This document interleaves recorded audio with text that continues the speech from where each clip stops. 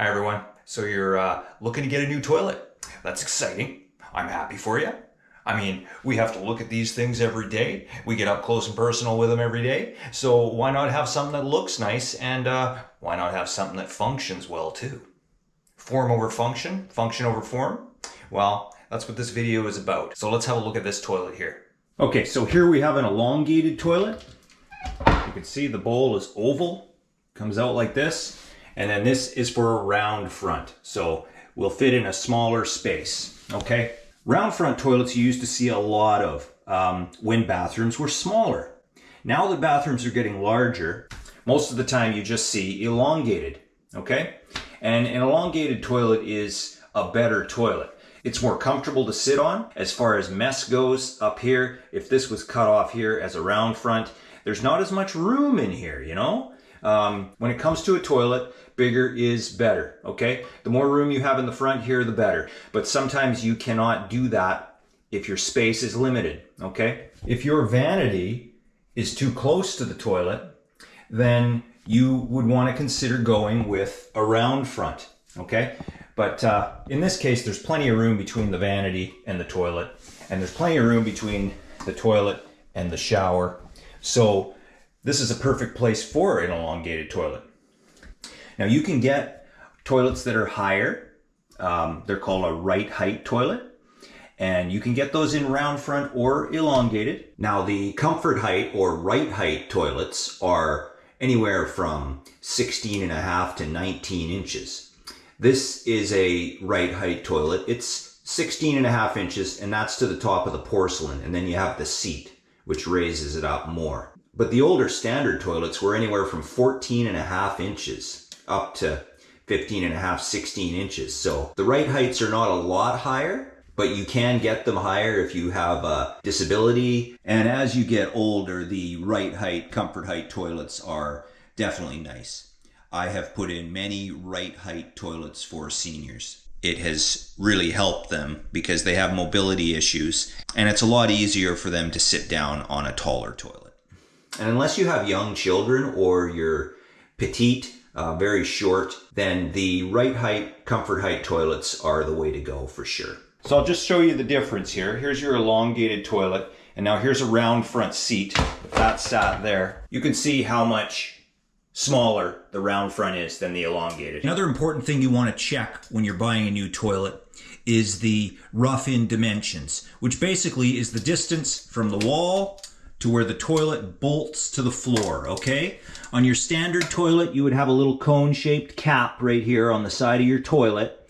That's the center of the flange to the wall, okay? If you're going off of wooden studs, if there's no drywall yet, and this is getting roughed in, then that would be about 12.5, 13 inches off the wood stud to the center, okay? But in most circumstances, when you're changing out an existing toilet, the distance from the drywall to the center of this bolt right here, if it's 12 inches or more, or maybe even a little less than 12 inches, that would be your standard 12-inch rough-in toilet that you would need to get, which over 90% of the time is what you would get. Sometimes, and this is more on round front toilets, if it's a small space, you might have a specialty toilet where it would be a 10-inch rough-in, where it would be 10 inches off the drywall to the center. But that is pretty rare.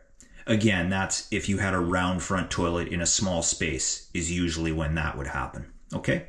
So most of the time you want to look for 12 inches. You can see this is just over. This is about 12.5. If it's over 12, that's okay too. That just means you're going to have more of a gap between the tank and the wall. This one here is about 1 3/4 inches. So this actually could have been a little closer to the wall, but that's okay to have a little gap behind. Now, as far as brands of toilets go, I have always had good luck with American Standard, but there are a lot of different toilets out there that you can research. Most commonly, the 2-piece toilet where you have your tank and your bowl. You can get 1-piece toilets where this is all one, and there's nothing wrong with those toilets. Actually, they're a bit better because then you don't have any chance of a leak because this is all one piece. The only place they can really leak is at the base where the wax seal is, or where the water line attaches to the toilet. Okay? The only drawback to the one-piece toilets is that they are very heavy and you would need help to install it. Unless you're a really strong person. You also could get dual flush toilets where you've got the two buttons on top here. Each button flushes a different amount of water. One for number 1, one for number 2. I would recommend against a dual flush toilet and stick with your lever flush. I've talked with many customers over the years that say that they have to press the dual flush button a few times to get everything to go down properly. So that kind of defeats the purpose of having a dual flush because they're meant to save water. I'm sure some of them are better than others, but I have had fairly negative reviews on them. So I would stick with the flush lever style toilet because the amount of water that these use these days, 4.8 to 6 liters of water, 1.5 gallons of water. That's pretty good compared to what these things used to use. Another thing to consider when buying a new toilet is there someone in your household that has a tendency to clog the toilet? Well, if that's the case, then you may want to consider a washdown style toilet versus a siphonic toilet, which is, most toilets are siphonic, which one way to tell is that they have more water in the bowl. A washdown toilet only has a little bit of water in the bottom of the bowl, but it has a larger trapway for the solids to pass through. The trapways in siphonic toilets are 1 3/4 to 2 inches, whereas the washdown toilets are double that, up to 4 inches. So an example would be the, I believe it's an Australian-made toilet called the Caroma. If you get the more common siphonic toilet, you want to make sure that you're looking at the grams per flush on the toilet. You want to go with something that can handle at least 800 grams per flush or higher. That's basically the amount of solids that can be flushed at one time. Okay? Go 800 or higher if you can. Then the toilet is less prone to clogging. Okay? So that's definitely something else to consider when buying a new toilet. The slow close seat feature is definitely worth the extra money. Really nice feature. You don't get that slamming.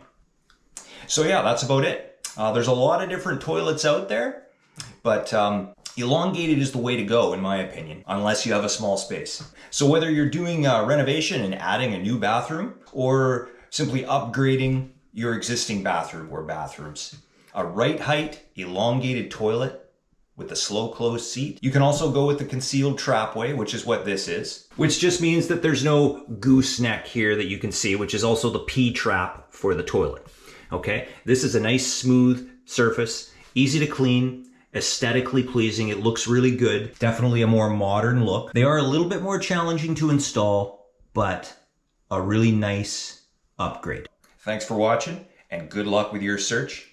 If you're interested in other toilet videos, check out my channel. Subscribe if you haven't already, because I'm putting out videos all the time.